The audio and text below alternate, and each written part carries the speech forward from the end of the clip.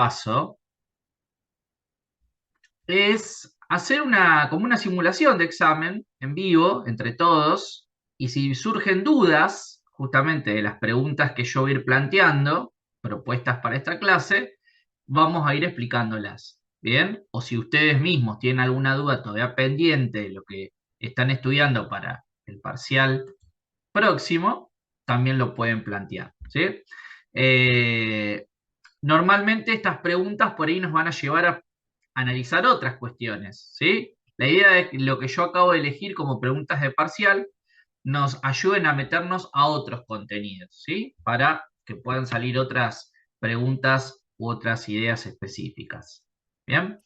Así que, bueno, vamos a empezar. Yo elegí algunas preguntas de cada unidad problema que vamos a abordar en este parcial que tenemos próximo, mañana, pasado, etcétera. ¿Todos ven? Sí. Sí, profe. Bien, excelente. Bueno, si no quedó nadie por entrar, no, listo. Bueno, la idea es que justifiquemos, que repasemos, y si hay alguna duda puntual, justamente yo la puedo explicar, ¿sí? No tengan vergüenza en preguntar, recuerden que estamos para aprender y que este parcial es importante desde comprender los contenidos que van a rendir, pero también de que hayan hecho mucha práctica, ¿sí? En relación a cuando rindieron por primera vez el primer parcial. ¿Bien? Vamos a empezar con la primera pregunta. Fíjense lo que dice el enunciado. Las capas de la capa de la epidermis en la piel gruesa son en orden vasoapical. ¿Qué significa eso? Que lo voy a analizar desde lo más profundo a la superficie, desde la capa basal a lo apical, que apical es superficie. Entonces, ahí les doy distintas opciones que ustedes tienen que marcar cuál es la correcta, ¿sí? Y estoy preguntando cuáles son las capas de piel gruesa, ordenadas desde la profundidad a la superficie. ¿Cuál les parece a ustedes que va a ser la correcta? Opción A, basal, espinosa, granulosa y córnea. Opción B, basal, espinosa, granulosa, lúcida y córnea. Opción C, córnea, lúcida, granulosa, espinosa y basal. Opción D, córnea, granulosa, espinosa o basal. ¿Cuál creen ustedes que es la Opción opción B. correcta? La B. La B. ¿Están todos de acuerdo? Sí. Sí. Bueno, ¿por qué descartamos la A, la C y la D? A ver si tenemos que hacer un razonamiento en el examen. La C y la D es porque están en sentido, en orden, apical basal. Perfecto. Muy bien, Aileen. La Y C y la D no va porque no es lo que me pide. Está en el sentido apical basal. Bien. ¿Y la A por qué no? Porque no tiene la luz. Porque no tiene No la tiene lúcida. lúcida. No tiene la lúcida. ¿Y ese sería ejemplo de qué piel? Gruesa. De Ah, piel La fina. letra A sería la mano, codo, rodilla y planta de los pies. Claro, pero la A es ejemplo de piel fina. Es decir, ¿cuál es la Sí, diferencia entre la A y la B? La capa, como ustedes bien dijeron, el estrato lúcido es propio de la piel gruesa. piel ¿Tá? gruesa. La piel fina carece el estrato lúcido y tiene solamente, si yo lo tengo que analizar en orden vasoapical, va a tener basal, espinoso, granuloso y córneo. ¿Queda claro? ¿Sí? Sí. sí. Sí, Siempre profe.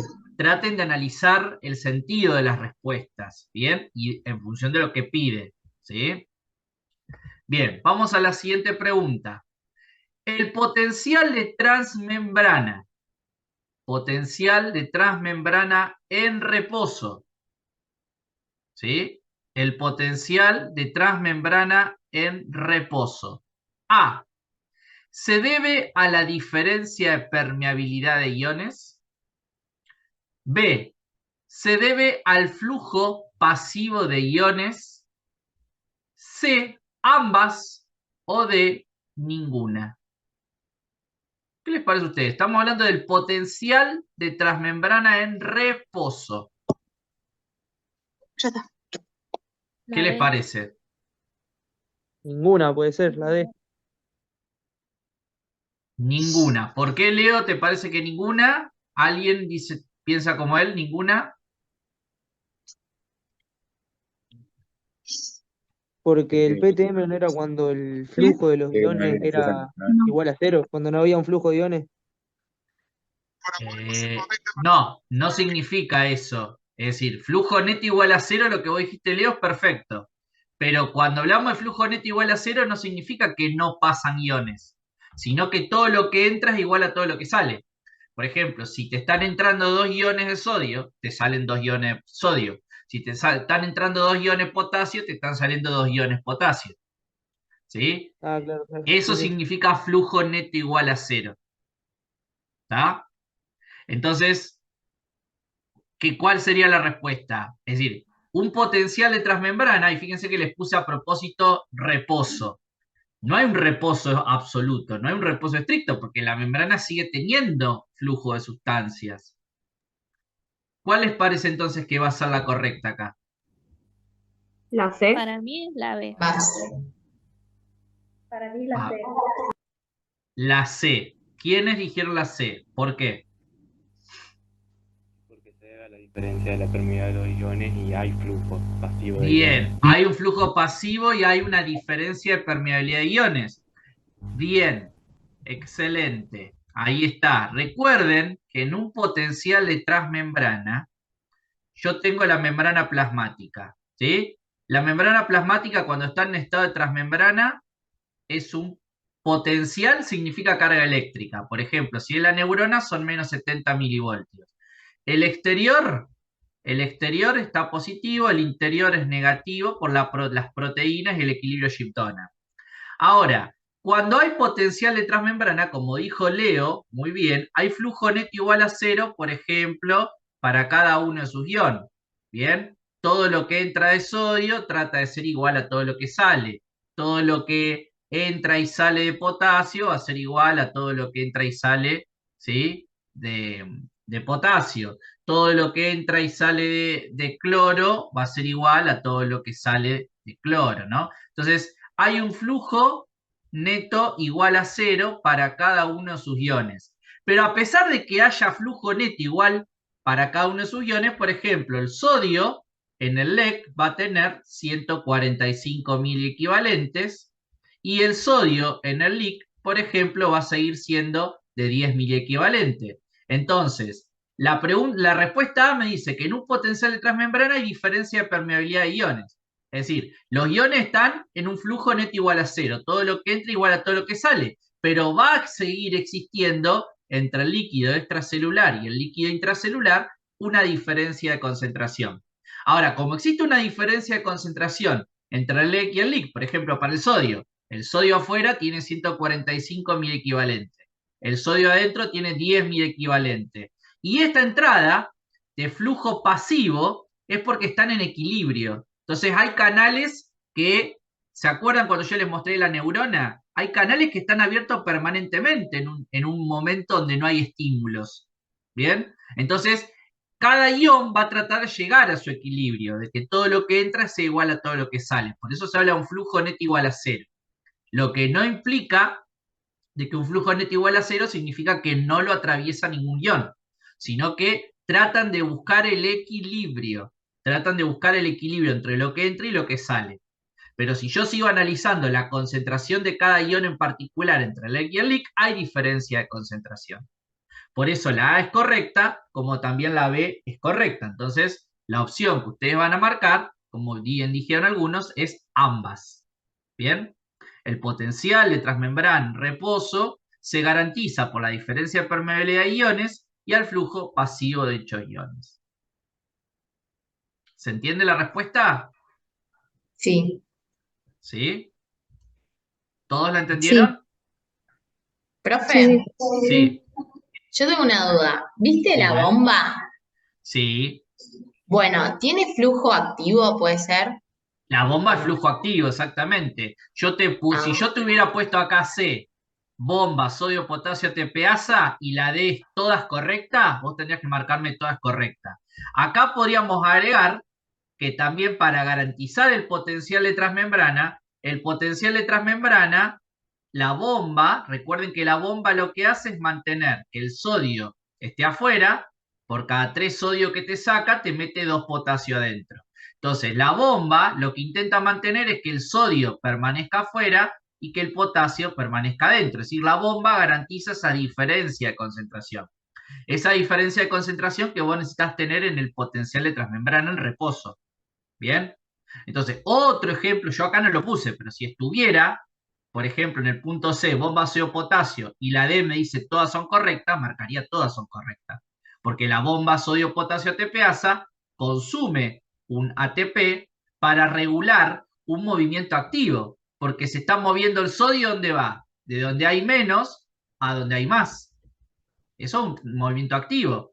Ahora, el potasio hay menos fuera y se está moviendo de donde hay menos a donde hay más. Entonces la bomba realiza un movimiento activo. ¿Sí? ¿Se entiende? Está muy bien lo que acabaste de decir. Sí, sí, gracias. Perfecto. Pero la bomba también. Puede haber preguntas en el parcial, chicos, que también les pongan el ejemplo de la bomba. Si aparece la bomba como opción de garantizar el potencial de transmembrana, recuerden que también es correcto. ¿Sí? La bomba también es la que garantiza esa diferencia de concentración que tiene que haber justamente en el potencial de transmembrana, ¿sí?, de una célula excitable. ¿Se entendió hasta acá? Sí. Sí, sí. Sí. Bien. Guille, Sí. flujo pasivo sería A transporte favor sin de... gasto de energía, ¿no? Exacto. Y a favor de concentración. Claro.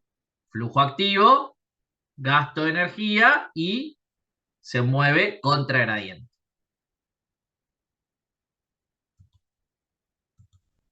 Bien.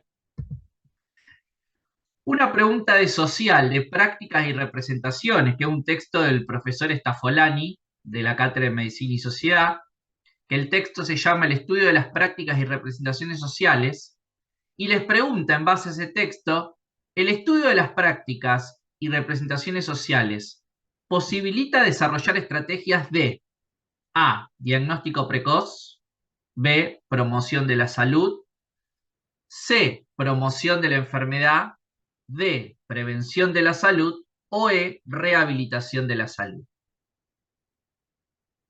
Es decir, acá tengo que saber qué es una práctica y qué es una representación y cómo lo traslado a la APS. ¿Para qué me sirve conocer el concepto de prácticas y representación? ¿Qué es una práctica y qué es una representación? Para tratar de entender cuál sería la correcta. Una representación no era como la forma de ver la realidad, pero de una Sí, manera subjetiva. exacto, La sí. imagen que Y tiene una persona del entorno. bien, perfecto, Lucio, también es correcto lo que dice Lucio, lo que dice Cata. También es una creencia. Y en base a esa creencia, la acción que ustedes realizan, ¿no? Entonces, una práctica, la práctica es la acción que ustedes llevan a cabo.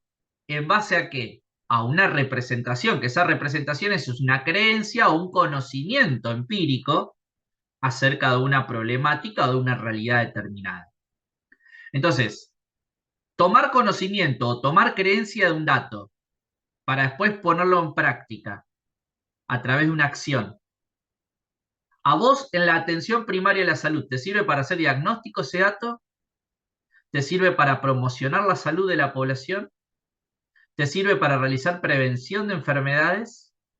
¿Te sirve para prevenir la salud en general? ¿O para rehabilitar un paciente te sirve ese concepto?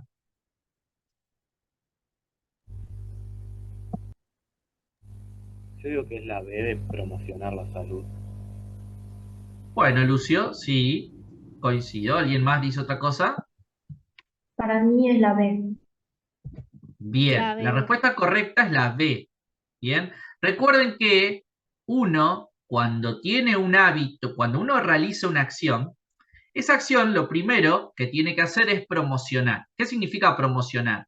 Educar, generar hábitos, generar propuestas. Entonces, cuando uno tiene una creencia y tiene que poner en práctica esa creencia, lo primero que tiene que hacer en cuenta, o lo que primero que tenés que hacer vos, cuando tenés que realizar una determinada acción, es educar. ¿Para qué? Para que aquellos que vos estás preparando puedan llevar adelante las acciones que vos necesitas para prevenir o para generar una prevención masiva o una rehabilitación, etc.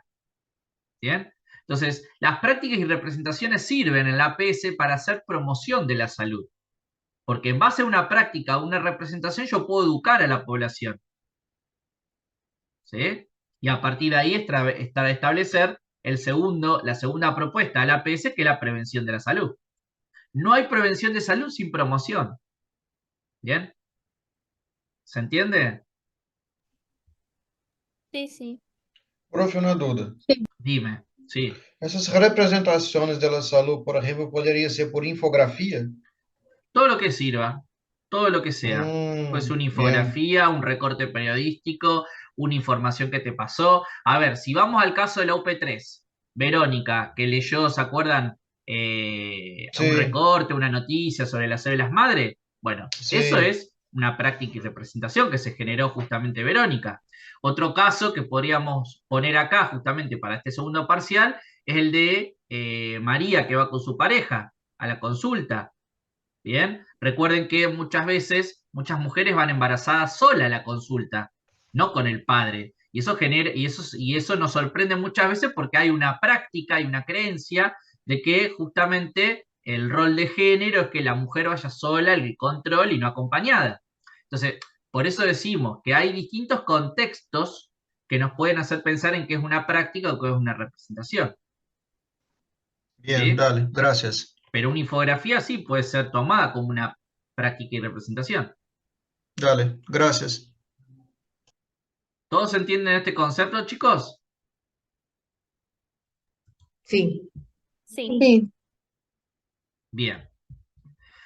Ahora, otra de la UP4. Dice, indique la secuencia de cambios en la permeabilidad de membrana celular durante el curso de un potencial de acción. Es decir, lo que me está preguntando acá es que ustedes marquen cuál es la opción correcta con respecto a los cambios de permeabilidad que sufre la membrana plasmática cuando se está desencadenando el potencial de acción. Es decir, acá ya me dice que se generó un potencial de acción. Entonces, ¿cuáles son las fases del potencial de acción? A ver, pensemos. ¿Cuántas fases tiene? 4. La despolarización, Sí, Repolarización, sí. repolarización, Hiperpolarización. Hiperpolarización y la vuelta al PTM. y de vuelta La a potencial transmembrana. Recuerden que la hiperpolarización no siempre puede estar. Nosotros la mencionamos, pero básicamente las dos etapas básicas que tienen que tener, ¿cuáles son? Despolarización y repolarización.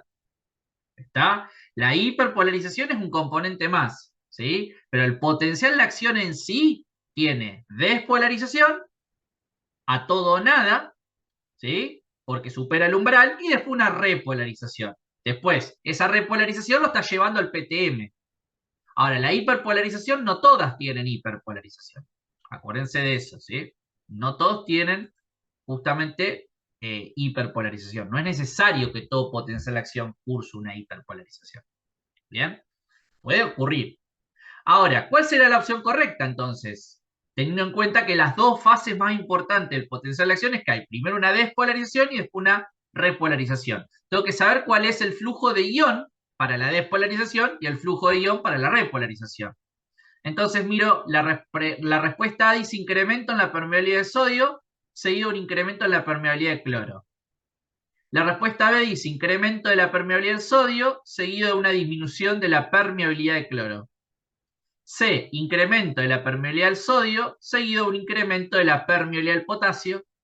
Y D, incremento de la permeabilidad del sodio, seguido de una disminución a la permeabilidad del cloro.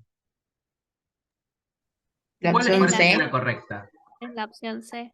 La C. Bien. ¿Y por qué?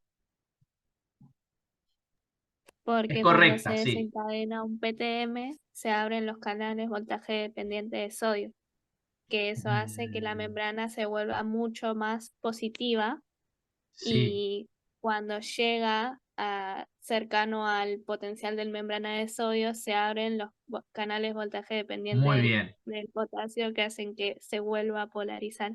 Perfecto. Excelente, Aileen. Muy bien. Cuando el PTM pierde su cuando el PTM pierde su reposo, ¿está? Ahí lo iniciaste mal oralmente, ¿sí? Sí, ¿quién me habla? Yo quería saber qué es la diferencia entre hipopolarización y despolarización.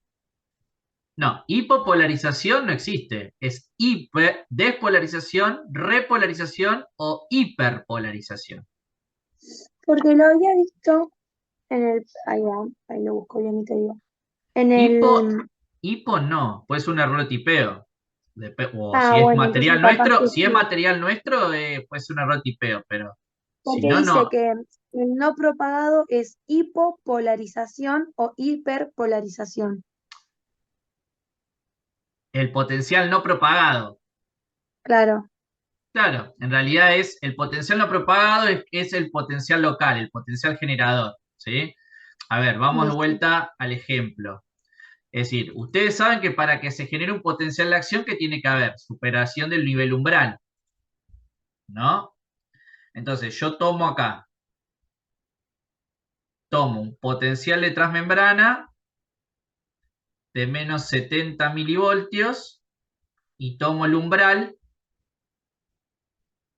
que el umbral es de menos 55 milivoltios, que esa diferencia era de más 15. ¿Bien? Entre el potencial de transmembrana y el umbral hay una diferencia de más 15. Entonces, esa mínima diferencia es la que vos necesitas para desencadenar un potencial de acción. ¿Bien? Estos son los milivoltios y esta es la milésima de segundo. Entonces, cuando llega la membrana, cuando no tiene estímulos, está acá. La célula excitable, cuando no tiene estímulos, está en su potencial de transmembrana. Ahora, cuando llega un estímulo, ¿qué pasa? Se despolariza. Pero si esa despolarización no fue lo suficiente para llegar al nivel umbral, ¿qué pasó? ¡Pup! Vuelve a caer. Entonces, eso es una despolarización mínima, que no llegó al umbral. Entonces, esto es una despolarización inicial. Eso es una despolarización inicial o una hipopolarización. ¿Bien? No fue lo suficientemente para vos llegar al umbral. ¿Bien? Ahora, suponete que viene un segundo estímulo. Viene un segundo estímulo. Superó el umbral, desencadenó el potencial de acción y ahí sí se generó. ¿Ves? Entonces, el estímulo 2 fue lo suficientemente intenso para llegar al umbral, desencadenar el potencial de acción al todo o nada porque superó el potencial de acción, superó el umbral y ¿qué tiene? Una despolarización masiva, una repolarización. Si se escapa mucho potasio y entra cloro, puede haber una hiperpolarización y cuando vuelve nuevamente a la normalidad, entra en un PTM. Pero ese PTM, ¿quién lo regula? La bomba sodio-potasio, quien devuelve las concentraciones a la normalidad. Entonces, los estímulos que están por debajo del umbral, todo lo que esté acá, todo estímulo que esté por debajo del umbral, esto es importante, todo estímulo o cambio de permeabilidad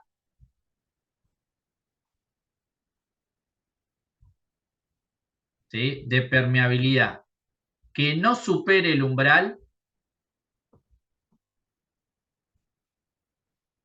es subumbral, es tónico, es local o generador. Generador es en el receptor, porque muchas veces el estímulo puede ser cortito que no lo dejó llegar al umbral. ¿Sí? Local o generador es lo mismo. Todos esos son conceptos iguales. Es decir, un estímulo o un potencial es umbral, tónico, local o generador cuando no supera el umbral. Cuando un estímulo supera el umbral, es potencial de acción. Si está todo debajo del umbral, puede llamarse, dependiendo La célula excitable, la que esté generando ese cambio, su umbral, tónico, local o generador. Local o generador es más de los receptores. ¿Sí? De los receptores. El cambio inicial que hace ante la llegada del estímulo. Cuando un receptor hace un cambio inicial, apenas llegó el estímulo, se llama potencial local o generador. Ahora, si logró llegar al umbral, porque es un estímulo adecuado, ahí ya es un potencial de acción. Ya se está transmitiendo por la fibra nerviosa. ¿Se entiende? Sí, Guille, gracias. ¿Tá? Por ejemplo, si vos tenés una hiperpolarización, suponete acá tenés la hiperpolarización. La hiperpolarización, ¿qué hace? La membrana se hace más negativa. Y si la membrana se hace más negativa, se aleja de la posibilidad de superar el umbral.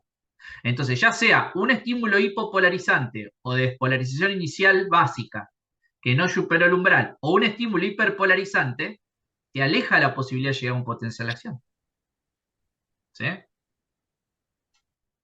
Eso es lo que te dice el concepto. ¿Todos lo entienden a esto, chicos? Sí, Sí, ¿Sí? ¿Queda claro? ¿Alguien tiene alguna duda? Guille, yo tengo una duda sobre el potencial generador. Lo que expliqué recién. ¿Cuál es la Sí, duda? porque leí en el material del instituto, ¿no? Te que escucho entrecortados. eh, para que se produzca el potencial generador, de todas maneras tiene que haber un tema. Te escuché entrecortado. Sí, vos me hiciste una pregunta en el chat que hoy te le iba a responder en el foro. Vos me estás preguntando, pero ¿cuál es la duda en sí puntual?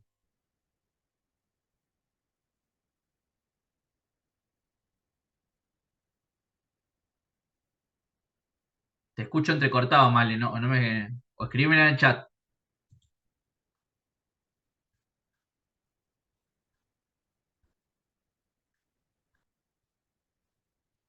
¿Alguien tiene otra pregunta?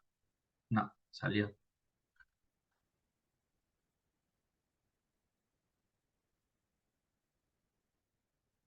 Chicos, ¿me escuchan ustedes? ¿El resto? sí se escucha bien. yo Ah, te escucho. Sí. se desconectó Malena, no sé quién me está haciendo la pregunta. Sí, se desconectó. A ver, sí. Bueno, si vuelve a entrar. El resto, a ver, recuerden que la palabra subumbral, tónico, local o generador es lo mismo, ¿sí? Nada más que cuando aplicamos un receptor es el estímulo inicial, cualquier cambio inicial que se hace en el receptor se va a llamar potencial local o generador. Ahora, si supera el umbral, es un potencial de acción. ¿Bien? Normalmente ahí le ponemos en el concepto de potencial de generador que para que haya una posibilidad de lograr un umbral más bajo, necesitamos un estímulo adecuado. El estímulo adecuado, ¿qué significa? Que ese receptor recibe el estímulo que le corresponde para él y por lo tanto tiene un umbral más bajo, para que la respuesta de excitación sea mucha más rápida. ¿Sí? Eso lo hemos visto en los días anteriores. ¿Sí? Bien. Vamos a la siguiente pregunta. Marque la respuesta correcta con respecto a los genitales femeninos. Con respecto a los genitales femeninos. A. El útero se relaciona por delante con el recto, por detrás con la vejiga y por debajo con la vagina. B. El útero se relaciona por detrás con el recto, por delante con la vagina y por debajo con la vejiga. C. El útero se relaciona por detrás con la vagina, por delante con la vejiga y por debajo con el recto. O D. El útero se relaciona por detrás con el recto, por delante con la vejiga y por debajo con la vagina. ¿Cuál es la respuesta correcta? La D. La D. La D. La Bien. D. Para poder entender esto, ¿Qué corte anatómico utilizarían ustedes? ¿En qué imagen se están mentalizando la posición para poder Un corte analizar esta sagital. relación? Un corte sagital, muy bien. Harían un corte sagital de la pelvis, del aparato reproductor femenino, para poder analizar justamente cuál es la relación de la misma. Exactamente. Entonces la respuesta correcta es la respuesta D. El útero se encuentra, como ustedes pueden ver, detrás del útero está el recto. ¿Sí? A través del espacio entre el recto y el útero se llama fondo de saco de Douglas. Adelante del útero el útero descansa en posición anteverso-flexión sobre la vejiga. Y debajo, justamente, el cuello de útero se introduce dentro de la vagina. ¿Sí? Entonces, la respuesta correcta es la D. Muy bien. ¿Estamos? Entonces, para poder entender esto, necesitamos recordar el corte sagital del aparato reproductor femenino. ¿Bien? Ahora, tenemos algunas preguntas de embriología de la UP5. La implantación termina en A, fines de la primera semana, B, fines de la segunda semana, C, fines de la tercera semana, D, fines de la cuarta semana. ¿Cuándo termina la implantación? ¿Cuál es la respuesta correcta? La B. La B. La B. Bien. ¿Por qué es la B?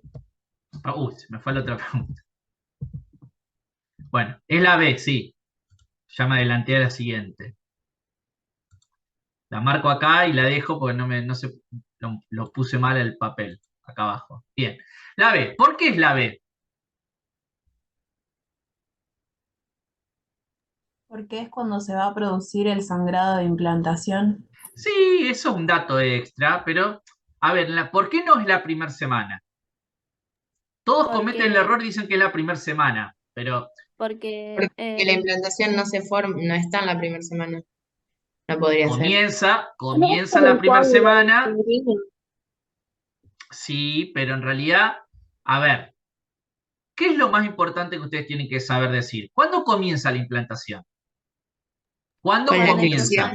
Con la eclosión del blastocito. Bien, la implantación comienza con la eclosión del blastocito. ¿Y eso cuándo se da? A principio de la segunda semana. No. ¿No? No. Cuando termina la primera semana. El blastocito, ¿cuántos tipos de blastocitos hay? Libre, adherido e implantado. El adherido es cuando ya comienza la eclosión. El polo embrionario se pegó a la decidua. Y eso ocurre a finales de la primera semana. Ya en la segunda semana, el epiblasto, al diferenciarse en hipoblasto y epiblasto, ¿qué pasa? Y generarse las cavidades, y generarse el sincidotrofoblasto y el citotrofoblasto, se termina de generar la implantación. ¿Sí?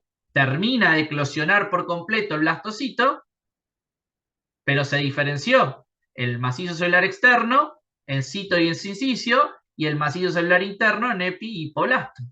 Son sus cavidades correspondientes. Es decir, la implantación comienza en la primera semana y termina hacia mitad o fines de la segunda semana. Yo les dije siempre, porque la implantación en la primera semana. No, porque el blastocito adherido no significa que esté implantado. El blastocito adherido recién se pega al endometrio. Y eso ocurre en la primera semana. Pero para que haya justamente una adherencia del blastocito al endometrio, tiene que haber ocurrido la eclosión. ¿Qué era la eclosión del blastocito? ¿Qué le pasaba al blastocito? Cuando pierde su membrana Pierde su membrana pelúcida. ¿Por qué? ¿Qué pasaba con la membrana pelúcida? ¿Por qué era tan importante la membrana pelúcida del blastocito? porque dejaba que no se implante en otra parte del útero. Perfecto. Muy bien. Evita que el blastocito no se implante en otro lugar que no sea el útero. ¿Bien? Por eso las células en la primera semana, ¿cómo crecían? Había Por hiperplasia, hiperplasia. pero ¿qué no había? Solo por hiperplasia. No había qué cosa. No había hipertrofia. Bien, no había hipertrofia, no aumentaban de volumen. Excelente. ¿Sí? Ya después de la segunda semana sí hay aumento de volumen, hay hiperplasia, etcétera, pues ya se perdió la zona pelúcida. Muy bien, excelente. Bien, ahora, la segunda pregunta. El pedículo de fijación, el futuro cordón umbilical, está formado por A, la unión de la hoja visceral y parietal del mesodermo extraembrionario. B, la unión del citotrofoblasto con el sincitio trofoblasto. C, la fusión de la hoja visceral del mesodermo extraembrionario más el epiblasto. O la unión del mesodermo extraembrionario con el intraembrionario. ¿Cómo se forma ese pedículo de fijación que va a ser el futuro cordón umbilical? Por la A. Por la unión de Bien, las la fusión de las hojas, muy bien, visceral y parietal del mesodermo extraembrionario. Muy bien, excelente. ¿Está? Entonces, recuerden que hacia finales, mitad final de la segunda semana, termina la implantación. Bien, comienza la primera semana con la eclosión del blastocito, pero cuando el blastocito se empieza a diferenciar en epipoblasto y el trofoblasto en sincícito y sincitotrofoblasto, ya el blastocito está metido dentro del endometrio. Bien, por eso es segunda semana. Bien, y el pedículo de fijación, el futuro cordón umbilical, bien, que siempre es dorsal. Acuérdense que en la tercera semana rota y se vuelve hacia la izquierda. Bien, pero es la fusión de la hoja parietal y visceral del mesodermo extraembrionario. ¿Qué ese mesodermo extraembrionario se forma a partir de qué hoja? ¿Quién da origen al mesodermo extraembrionario? El citotrofoblasto. El citotrofoblasto, el CTB sería. El citotrofoblasto se diferencia y genera mesodermo extraembrionario. Muy bien. Perfecto. Otra pregunta de embriología. La segmentación es un hecho característico de ¿qué semana? A, primera semana. B, segunda semana. C, tercera semana. D, cuarta semana. ¿Cuándo? A. La primera. Bien, la primera semana de gestación. ¿Y qué es la segmentación? Es cuando después de la fecundación empiezan un montón de mitosis que hacen que el pequeño cúmulo óforo, o sea, no cúmulo óforo, el ovocito crezca por hiperplasia. Y solo por hiperplasia, exactamente. ¿Sí? Hay hiperplasia pero no hipertrofia dentro de su membrana pelúcida y por consecutivas mitosis. Excelente. Y la cilindrización es un hecho característico de ¿qué semana? A, primera semana.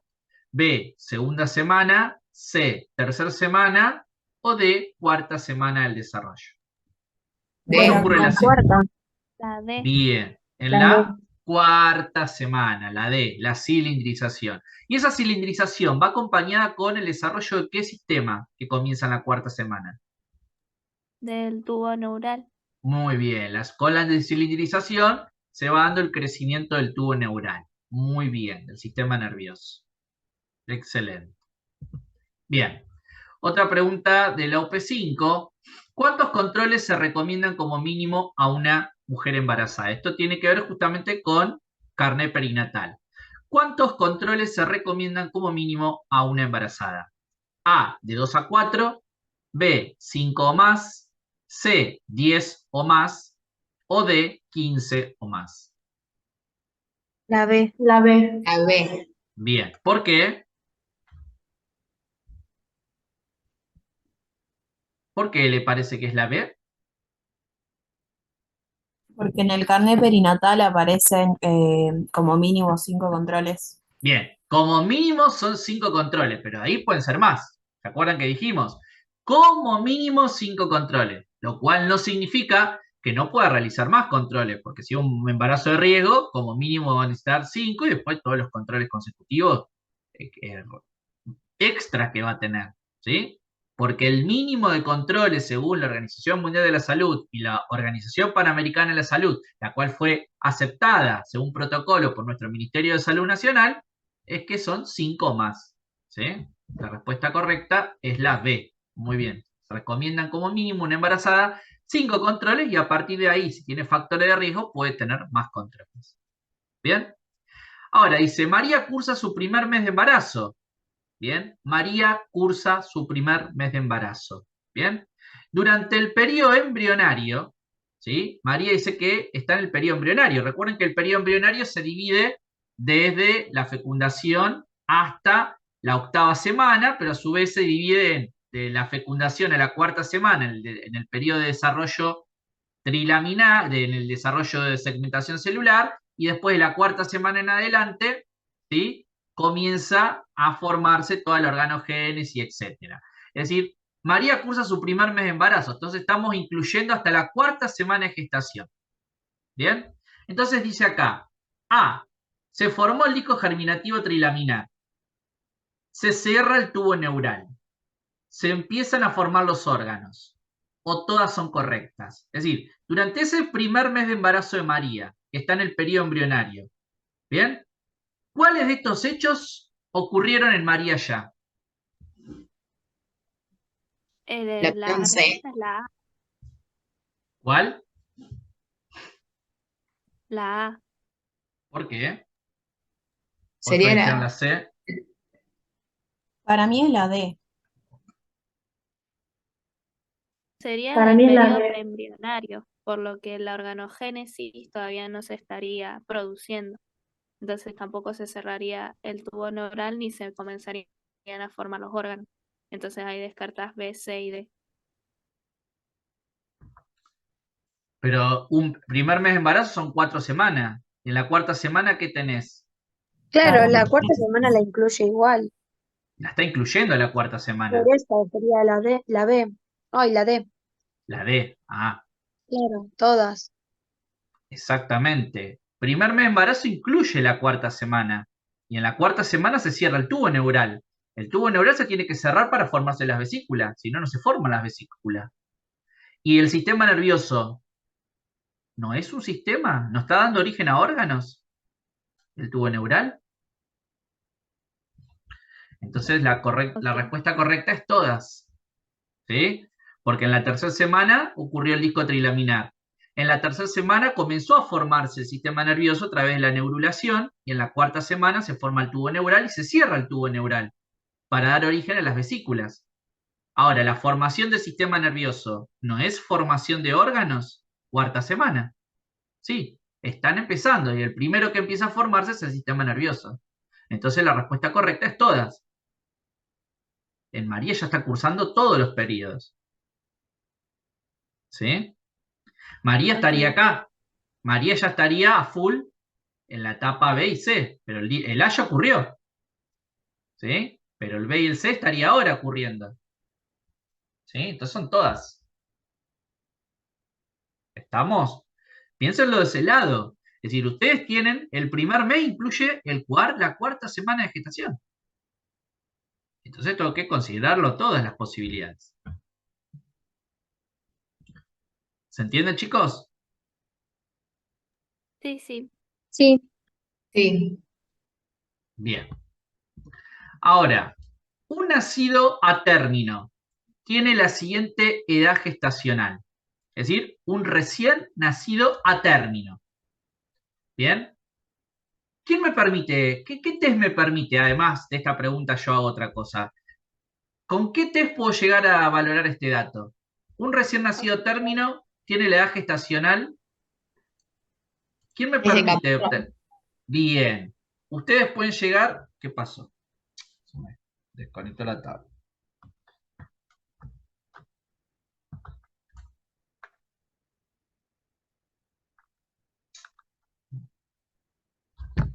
Ahí está.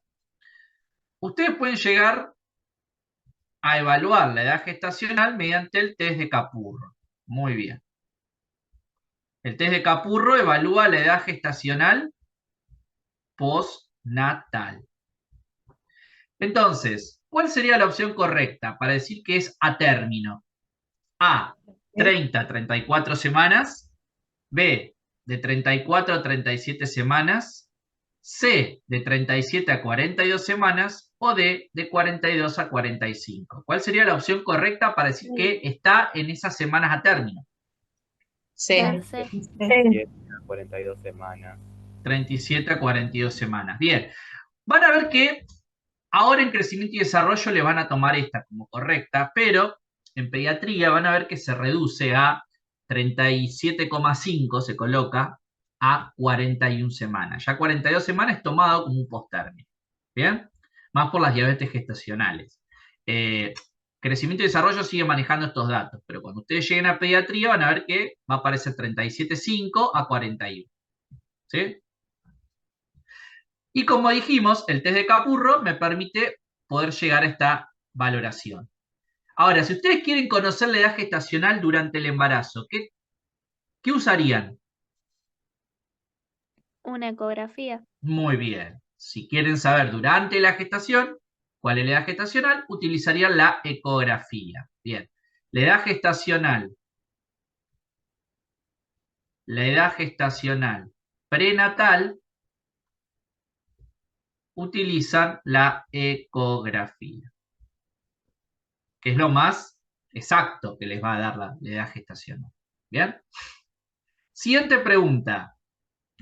El recién nacido, A, nace cianótico y se hace rosado en sentido cefalocaudal, nace todo rosado, nace cianótico y a los 10 minutos se hace rosado, o D, nace cianótico y a los 30 minutos se hace rosado. ¿Cuál sería la opción correcta? Opción A. Muy bien. La A. Todo recién nacido nace azulcito, así moradito, y se va haciendo rosado en sentido cefalocaudal. Muy bien, ¿sí? Esa es la opción correcta. Todo rosado no nace, porque recuerden que el parto o la cesárea son situaciones traumáticas para el recién nacido. Entonces, puede nacer desde una cianosis general a una acrocianosis, que la acrocianosis cuando sale justamente, ¿qué cosa? Las manitos y los piecitos, ¿sí? Acrocianosis, recuerden que es una cianosis parcial. Están azulados solamente las extremidades, ¿bien? Pero lo normal es cuando un bebé nace, que nace cianótico por todo el trabajo de parto, y a medida la temperatura, su adaptación, etcétera, se va haciendo rosado en sentido cefalocaudal, de cabeza a los pies. Muy bien. Esa es la respuesta correcta. Perfecto. Siguiente pregunta. En el desarrollo psicomotriz, se tienen en cuenta A, reflejos arcaicos, B, reflejos adquiridos, C, tono muscular, D, A y B son correctas, ¿sí? Solo reflejo arcaico y reflejos adquiridos, o E, todas son correctas. El desarrollo psicomotriz. ¿Qué están evaluando ustedes en el desarrollo psicomotriz? El neurodesarrollo. El neurodesarrollo, exactamente. Y el neurodesarrollo, ¿qué parámetros evalúan? Sociabilización, más? tacto, Motricidad. lenguaje. Motricidad, lenguaje, bueno. Y los sentidos elevados. Y los sentidos, bien. Y acá, por ejemplo, reflejos arcaicos y reflejos adquiridos, tono muscular, ¿todo esto qué sería? Todo Motricidad. De motricidad, todo de motricidad. Entonces, ¿cuál sería la opción correcta? Todas. Todas. Bien. Todas son correctas, porque reflejos arcaicos son reflejos que se asemejan con nuestros antepasados, como la prensión palmar, la prensión plantar. Reflejos adquiridos son los que con los que nacemos desde el intraútero, por ejemplo, la succión. Bien. Tono muscular se va adquiriendo justamente con la motricidad. Bien. Ahora, faltaría acá para agregar otras opciones, como dijo Aileen muy bien, las otras valoraciones que ustedes hacen en el neurodesarrollo. Entonces, todo lo que está mencionando acá el desarrollo psicomotriz son ejemplos de motricidad. ¿Está? Entonces, todas son correctas. ¿Bien? Ahora, el test de Apgar. A. Evalúa la vitalidad del recién nacido. B. Determina las características para considerar vigoroso al recién nacido. C. Se evalúan 5 parámetros físicos de vitalidad. D. Para determinar que sea vigoroso, el puntaje debe ser mayor a 7 al minuto y a los 5 minutos. Y E. Todas son correctas. La respuesta es la E. Todas son correctas. Bien. Perfecto. El test de Apgar. todas son correctas. ¿Por qué todas son correctas? Porque el test de Apgar evalúa vitalidad, ¿sí? Acuérdense que esa vitalidad determina que el niño sea vigoroso o no vigoroso. ¿Bien? La vigorosidad está relacionada directamente con la vitalidad, con los signos vitales del recién nacido. Ahora, evalúa 5 parámetros. ¿Cuáles son esos parámetros? La frecuencia cardíaca, la frecuencia respiratoria, el llanto, la actitud refleja y el color de piel. Para que un recién nacido sea vigoroso, dijimos que el puntaje siempre, ya sea al minuto o a los 5 minutos, tiene que ser siempre mayor a 7. Si es menor a 7, no es vigoroso. Entonces el puntaje tiene que ser siempre mayor a 7 para que sea vigoroso. Entonces la respuesta correcta es todas son correctas. ¿Vamos? Bien. Y entramos a neurología. Según su número de prolongaciones, existen neuronas A, unipolares, B, bipolares, C, multipolares o D, todas son correctas. Todas. Todas. Todas. ¿Por qué? Porque todas son clasificaciones de neuronas según su número de prolongaciones. Bueno, perfecto. Existen todas ellas, muy bien. Existen neuronas unipolares, existen neuronas bipolares, existen neuronas multipolares. Excelente. Bien. Ahora, las neuronas de tipo Golgi 1. A. Presentan axón corto y son neuronas de interconexión o de asociación. B. Presentan axón largo y son neuronas de interconexión o de asociación. C. Presentan axón corto y son neuronas de proyección. O la D. Presentan axón largo y son neuronas de proyección. D. La D. ¿Por qué? La D. Porque ¿Sí? tienen ¿Por el qué? axón largo y son de proyección. ¿Y qué significa de proyección? Porque hasta ahora vimos interconexión, ¿están en dónde? En el cuerpo calloso, En el cuerpo calloso. Las de asociación, en el mismo hemisferio, sería, bien. ¿Y la de proyección? conectarían con otros órganos del sistema nervioso. Sí, pero más que otros órganos son muy parecidas a la de asociación. Una neurona de proyección es una neurona que dentro de un mismo territorio intenta conectarse a otras. Por ejemplo, dentro de la corteza, ¿sí? Una neurona de proyección intenta conectarse con otra dentro de un mismo territorio anatómico.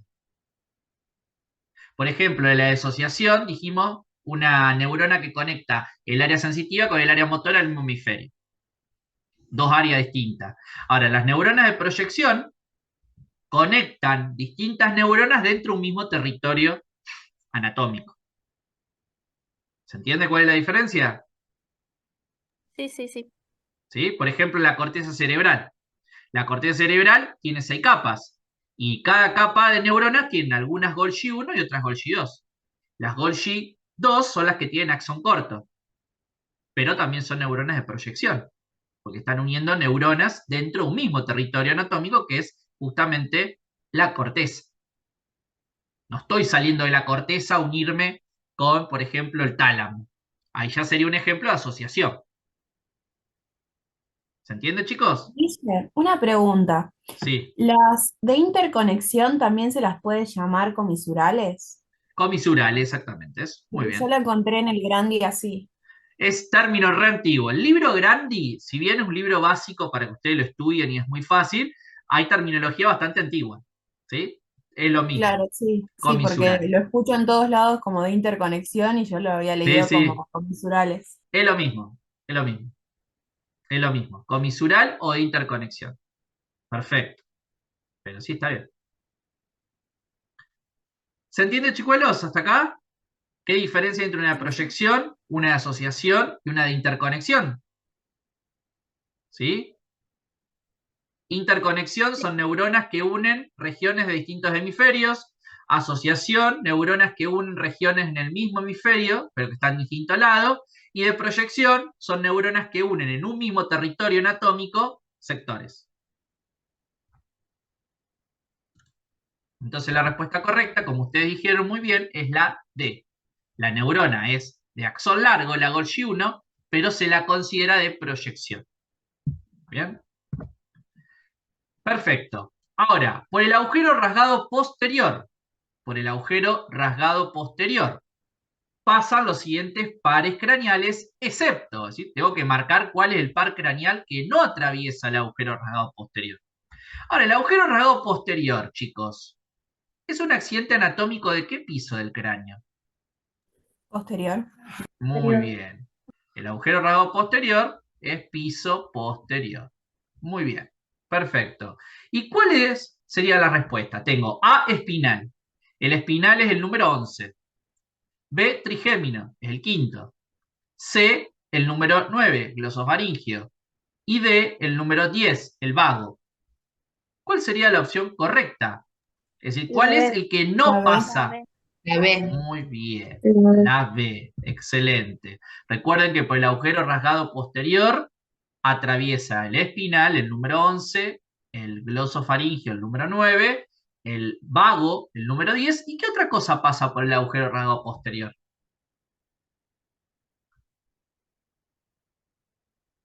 Es decir, pasa esta y pasa esta, ¿más quién? ¿Más qué? ¿Qué otra cosa pasa por el agujero rasgado posterior? Porque puede estar la pregunta también. La vena yugular interna. ¿Estamos? La vena yugular también es atravesada y acompaña a estos tres pares craneales por dicho agujero. ¿Estamos, chicos? Ok.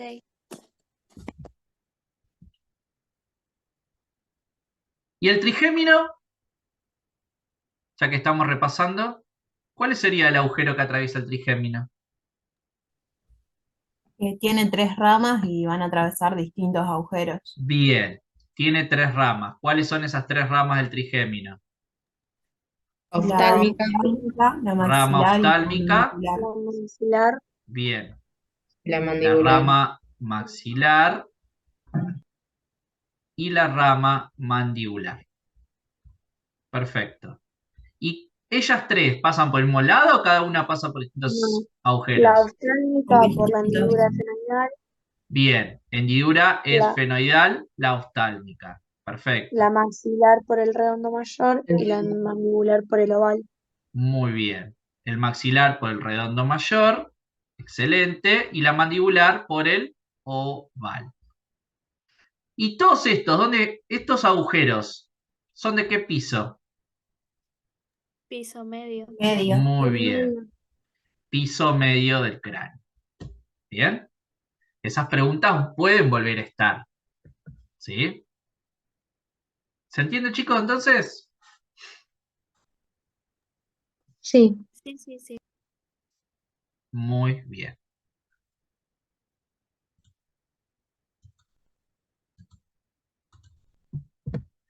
Ahora dice, ¿cuál es el origen aparente de los pares craneales número 9, es decir, el glosofaringio, 10, el nomogástrico, y 11, justamente el espinal? ¿Qué significa origen aparente? Por donde va a salir. Por donde lo vamos a ver salir, digamos. ¿Dónde lo veo salir? ¿Pero dónde? ¿Dónde lo veo salir? ¿A nivel de qué? Pero a nivel del bulbo o del tronco Del encefálico. tronco. Ahí está. ¿Sí? El origen aparente es el sitio a nivel del tronco encefálico por donde veo salir a ese par craneal. ¿Bien? Ese es el origen aparente. Perfecto. Ahora, el 9º, el 10º y el 11º par craneal tienen un origen aparente que es el surco preolivar. B, el surco retroolivar. D, el bulbo protuberancial. O D, detrás de la protuberancia. La B. La B. La B, muy bien, por el surco retroolivar. ¿Y el surco retroolivar dónde está? ¿En qué parte del tronco cefálico? En el bulbo. Bulbo raquídeo. Bien, acuérdense el bulbo raquídeo. Acuérdense si yo dibujo el bulbo raquídeo. Este es el surco bulbo protuberancial, el surco basilar medio, la decusación motora, y acá voy a tener el surco preolivar, la oliva bulbar, y por detrás el surco retroolivar. Bien, esta es la oliva, esta es la oliva, este es el surco medio, bien, esta es la decusación motora, esta es la pirámide vulvar derecha, la pirámide vulvar izquierda, este es el surco preolivar y este es el surco retroolivar. Por acá van a ser, dijimos, por el retroolivar, el número 9, el número 10 y el número 11. ¿Qué par craneal va a salir por el preolivar? El 12. El 12, muy bien. El 12 sale por el preolivar. ¿Se acuerdan? Esto es cara anterior del bulbo raquídeo. Y ya de paso repasamos la anatomía. ¿Se dan cuenta?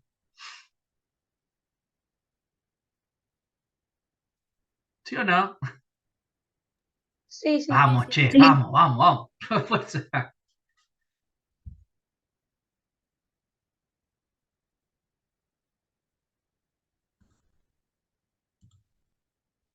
¿Vamos bien? Sí. Ahora dice, el potencial postsináptico excitatorio o el potencial postsináptico excitador, el PPSE, es decir, esto habla de sinapsis, ¿sí?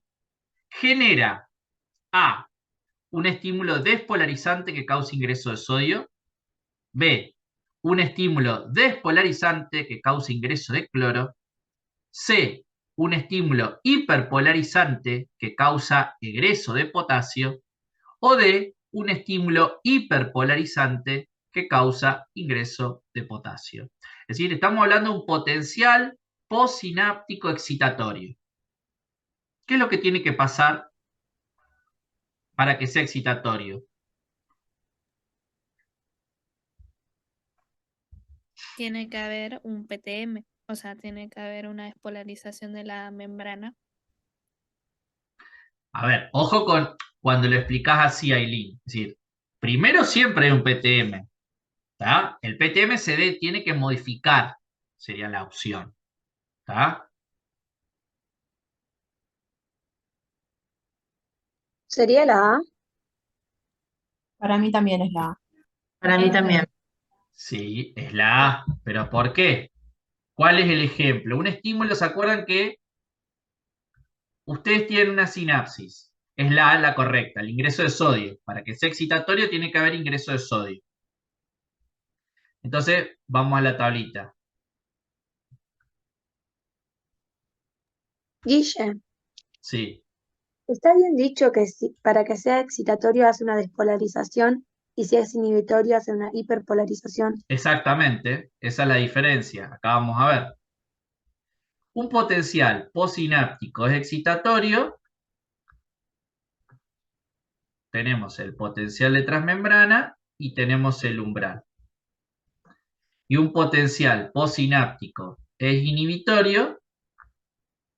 Tenés el potencial de transmembrana y tenés el umbral. Recuerden que el potencial de transmembrana, si recibe un estímulo que es despolarizante, se intenta acercar al umbral. Por lo tanto, para que se despolarice, ¿quién tiene que entrar? Sodio. ¿Está? Entonces, un potencial postsináptico excitatorio puede ser subumbral o puede generar un nuevo potencial de acción. ¿Bien? Es decir, ese es el estímulo, es decir, la sinapsis está generando una despolarización en la célula siguiente. ¿Bien? Si supera el umbral, hay un potencial de acción. Ahora, si el estímulo es inhibitorio, si la sinapsis estimuló a la célula postsináptica a que se inhiba, ¿qué es lo que hace? Negativiza a la célula. ¿Bien? Entonces, ¿qué tiene que pasar acá? Tiene que entrar cloro y va a salir potasio. En un postsináptico inhibitorio entra cloro y sale potasio. Entonces, ¿qué estoy haciendo? Me alejo del umbral. ¿Bien? La hiperpolarización tiene como objetivo alejarte del umbral. Si vos te alejás del umbral, ¿qué tenés? Me alejo del efecto que vos querés cumplir o que querés hacer. Ahora, en cambio, un potencial postsináptico excitatorio es despolarizante. Y la despolarización siempre ocurre por el flujo de sodio. Entonces, la despolarización, ¿qué hace? Me acerca al umbral. ¿Se entiende? Me acerca al umbral. O generando un estímulo subumbral o generando un potencial de acción. Si generé el potencial de acción, ¿qué voy a hacer? Voy a tener un efecto. ¿Se entiende, chicos? Ok. Esto es lo que ocurre después de una sinapsis, ¿sí? Es decir, la neurona, esto estamos acá analizando una neurona postsináptica. ¿Está? Por eso es PPSE. Neurona postsináptica A sufrió un PPSE. La neurona postsináptica B, un estímulo inhibitorio.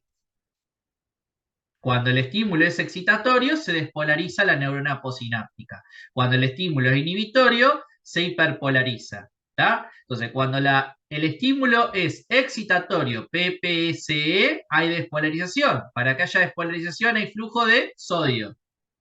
En la hiperpolarización, PPSI, potencial postsináptico inhibitorio, tiene que haber entrada de cloro y salida de potasio. Eso negativiza más la membrana, la aleja del umbral. ¿Se entiende? Sí. Sí, sí, sí.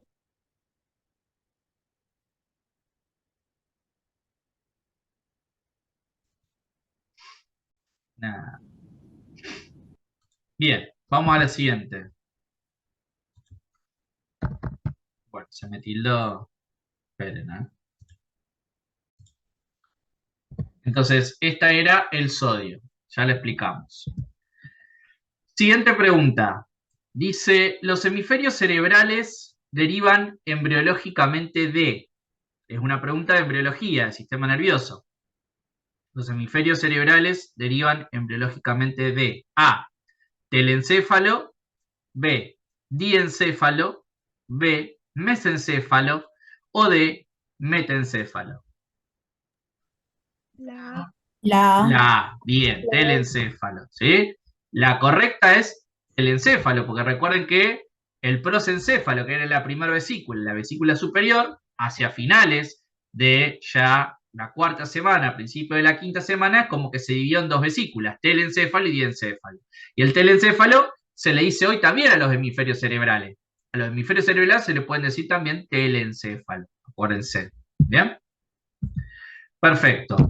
¿Cuál de las siguientes estructuras forma parte del polígono de Willis? ¿Cuál de las siguientes estructuras forma parte del polígono de Willis? Y ojo con esto, porque si bien todas estas arterias son arterias que están en el sistema nervioso central, pero la pregunta hace relación a cuál de ellas es la que integra el polígono. ¿Bien? Porque las otras arterias que no son arterias que se van a originar a partir del polígono, pero no forman parte del propio polígono. Entonces, la respuesta A dice arteria coroidea anterior, es decir, es una arteria que está dentro del ojo. B, la arteria cerebral media. C, la arteria coroidea posterior, también del ojo. Y D, tronco basilar. La D. ¿Cuál es?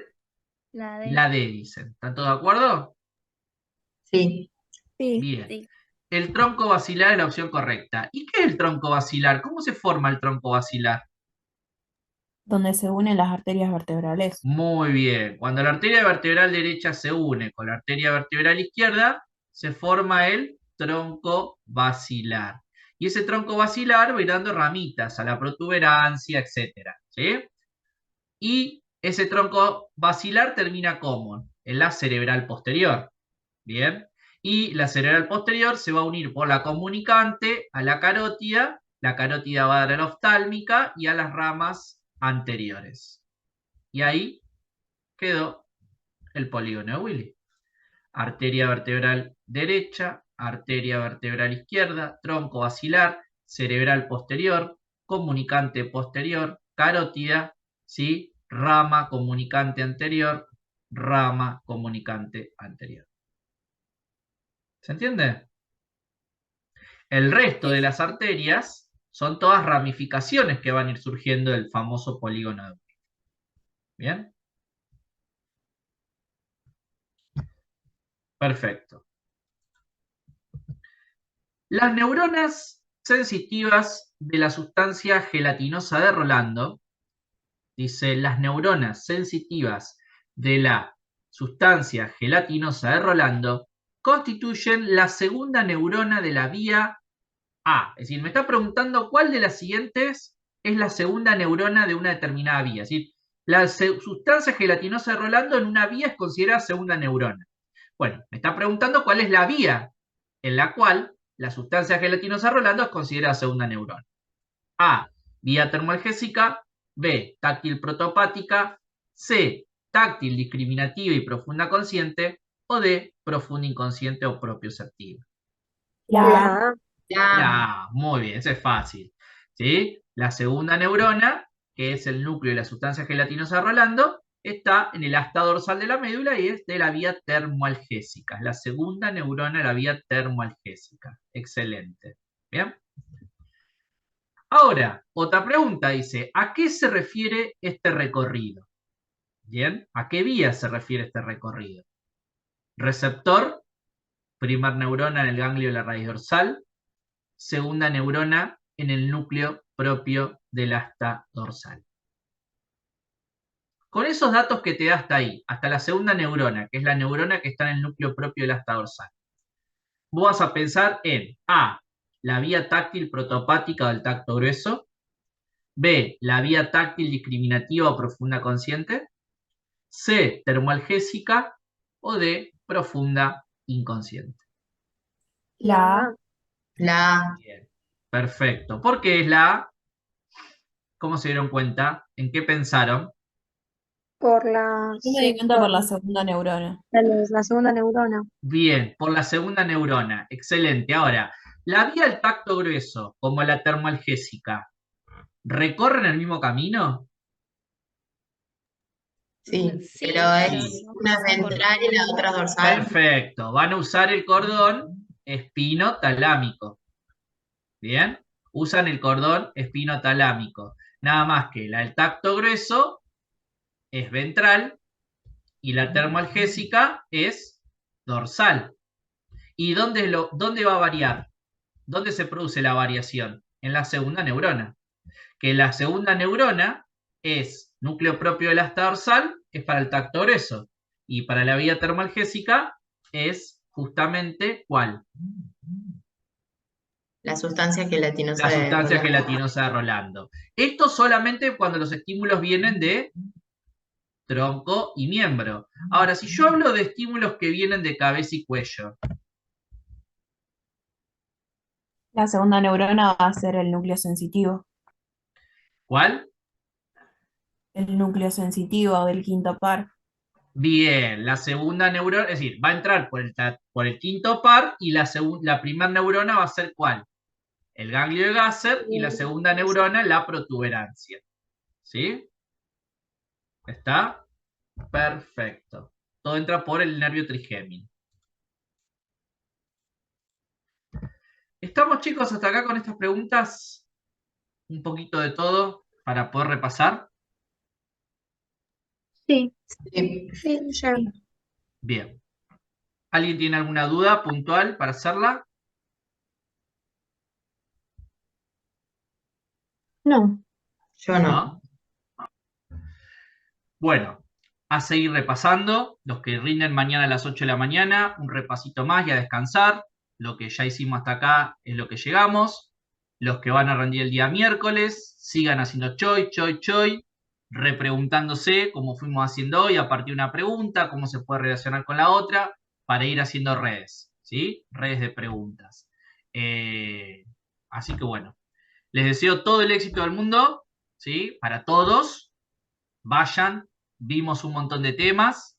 Si estuvieron al día, les tiene que ir bien, ¿sí? El esfuerzo vale la pena de este segundo parcial, así que están todos en condiciones de poder llegar bien, ¿tá? Yo sé que hay algunos que les cuestan más, otros menos, pero bueno, es una instancia más de aprendizaje. Si no, todavía nos quedan 3 posibilidades más, pero recuerden que ustedes vieron un montón de contenido, y todos esos contenidos que hemos trabajado durante casi un mes y medio para este parcial, los tienen listos, ¿está? Aprovechenlo, refresquen su memoria, hagan muchos choice, para los que todavía tienen un poquito más de hora, ¿sí?